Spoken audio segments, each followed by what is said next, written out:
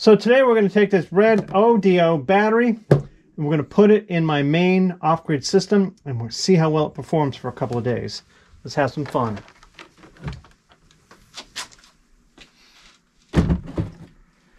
There we go. Let me tell you what we're going to do today. So this is my 24 volt 100 amp hour battery. And I'm going to test it in my big system here. I have a 6,000 watt split phase inverter and I've got several thousand watts of solar. Normally I have my 17 kilowatt hour battery bank hooked up to it, but today I'm going to take that battery bank off completely and I'm going to run this system completely on this one battery. So first thing I'm going to do is I'm going to unplug my existing 17 kilowatt hour battery bank and I'm going to hook it up directly to this battery. This will be the only battery powering my entire system for several days. I want to see how well it does. Can it fast charge? Can it take 100 amps of solar? Can it output 100 amps continuous? Can it take an inductive load? Can it run an air conditioner? Can it run a heater? Can it run all my stuff? Can it run refrigerators and freezers, lights, everything? Will it perform? Will it not? How well will it actually perform in a real world scenario? So today we're out of the lab and we're into the real world. Let's see what it can do.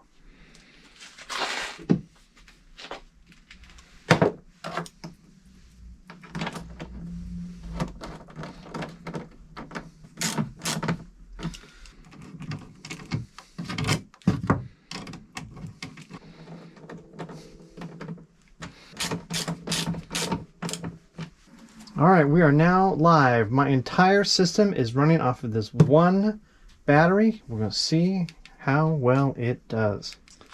In my first video, I did a product overview and a low C capacity test. And of course, it performed well. So now I want to see how well it charges with my solar panels. So the battery, because it was a capacity test, has of course been pretty much emptied. And I did charge it up a little bit just so I could power the system. But it's very low state of charge, so it's pretty much empty. And as you can see, we already have about 32 amps going in, and it's still early in the day. So as the day progresses and that solar energy becomes more and more and more, I want to see how well the fast charging functionality of this battery actually works. So a little bit later, and it's bouncing around between 32 and 37 amps. So as the sun gets stronger and stronger, we're getting more and more solar energy put into it, but it's easily taken almost 40 amps right now. Hopefully we get enough sun today that we can really test and see how well that fast charging capability works. I'd love to see 50 or 60 amps out today, but I'm not in control of that. The sun is, so we'll see what we get.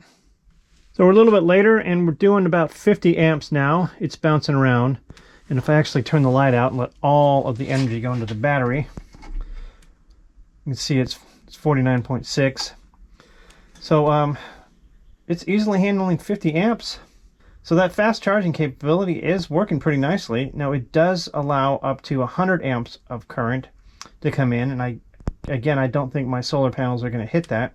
But we easily hit 30. And now we're easily hitting 50. And I think the battery is going to be charged pretty soon. So the solar energy is down to a trickle. And that's because the battery is pretty much charged. We've got about 2 amps coming through, and I'm going to let it continue topping off the battery. But it's pretty much full. We hit about 50 amps at the peak, and again, that's because this time of year, my solar panels just don't put out any more than that. So now I'm going to see how well it does powering some pretty big devices. I've got a space heater, I've got a vacuum cleaner, I've got power tools.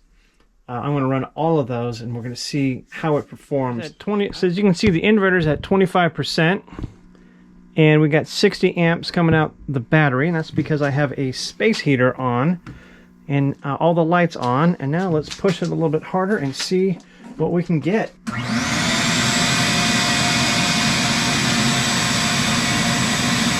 All right, so I couldn't talk during that because, as you could probably hear, I had a vacuum cleaner on. It did 120, 130 amps, no problem. So now let's see what other kind of loads it can take. So next up, we still have the space heater on, so we still have 60 amps going through it. I'm going to try a heat gun. Heat gun's on low, and we're pushing almost 100 amps, well, more like 90 amps. It's on low, back down to almost 60. Now I'm going to put the heat gun on high. Let's see if this thing holds.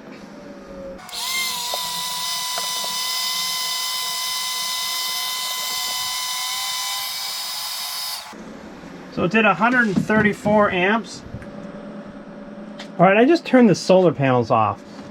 I thought I wasn't going to be producing a lot of solar energy, but I just turned them off just to make sure. So now what's coming out of the batteries is 81 amps, and that's just with the space heater on. So now I'm going to try some more tests with some other load, see what we get.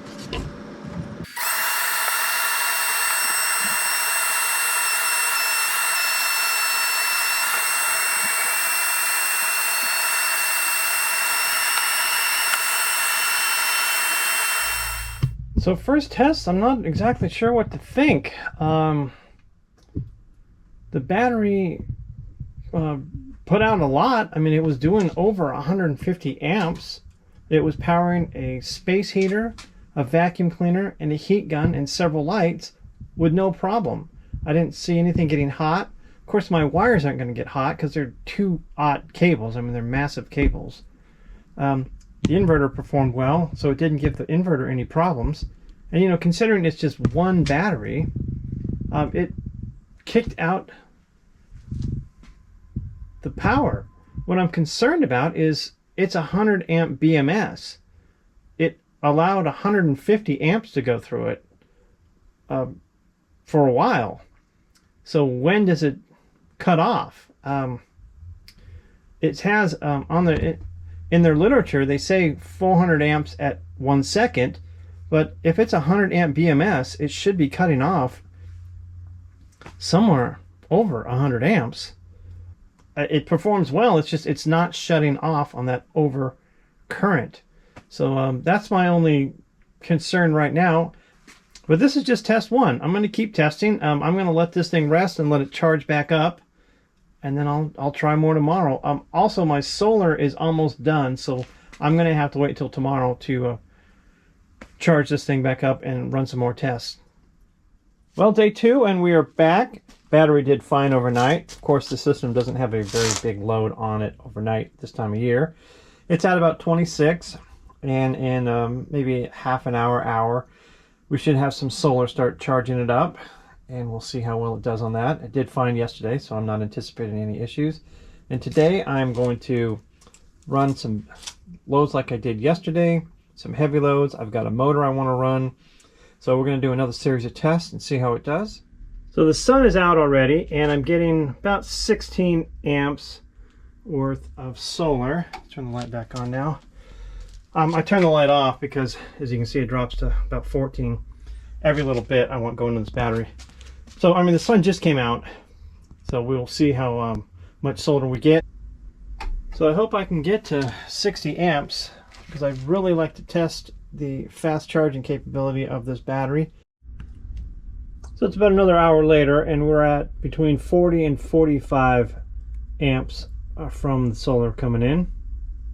Well, again, we've got about 50 amps going through. It's bouncing around. I've seen it as high as 51. Now it's at 47, but it is bouncing around about 50-ish in that neighborhood. So the battery is fully charged now, and now I'm going to do a second day of load testing. I have a space heater on high, so my base load is 77, 78 amps. Solar panels are now off, so that everything's just coming out of the batteries. I'm going to turn on this inductive load. See how that does.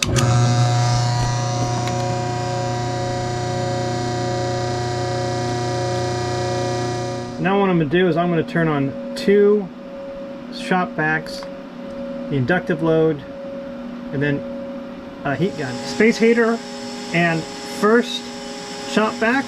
I now have 2 shop backs going.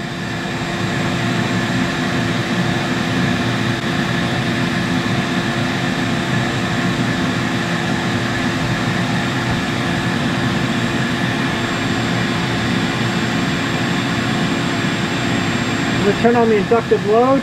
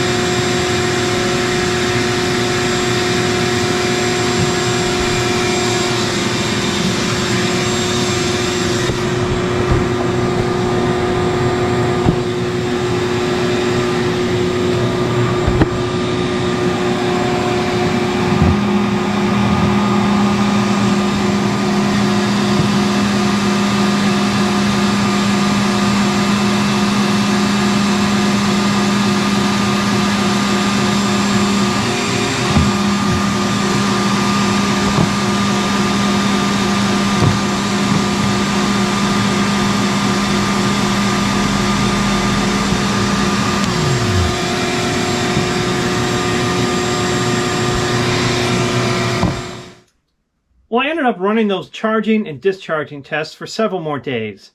I was really surprised with the results, and let's talk about that. First, I'm a little disappointed that I wasn't able to get more solar energy in because I really wanted to test that fast charging capability. But the battery did take 50 amps, maybe even 55 amps easily, and so it charged up really nicely. So the charging was excellent. So I actually had to shut down the discharge testing several times because I was actually worried that it was starting to get a little dangerous. I was worried my own overcurrent protection stuff would start tripping because I was pushing north of 200 amps, north of 225 amps continuously. So the BMS never tripped on this. So if anyone out there has a suggestion or if I'm missing something, please let me know because I don't understand that. I have one battery hooked up, just this battery. The solar was off and over 220 amps were coming out of this, and it should have cut off at 100 amps. And I'm not talking for just a few seconds. I mean, I'm talking I had it on for minutes to the point where I was really starting to get nervous, and I shut it down, and then I would wait, recharge the battery, and do it again. And I did it over several days, and the PMS never tripped on this. So again, I'm probably doing something dumb. So again, if anyone out there sees something that I'm missing, something obvious, please let me know. It's a great battery. It performed extremely well, but that overcurrent not shutting off is a concern for me. I don't want to give the battery a bad mark because, again, I don't know if I'm doing something dumb or what, but it outputted 220, 225 amps for minutes at a time. So there we go. So if anyone's got a comment, please leave a comment. Let me know what you think. As always, like, comment, share, subscribe. That's it for me. That ends my testing of this battery. And now I'm going to hook up my old batteries back up, take this guy offline, and that's all we got for now. Thanks for watching.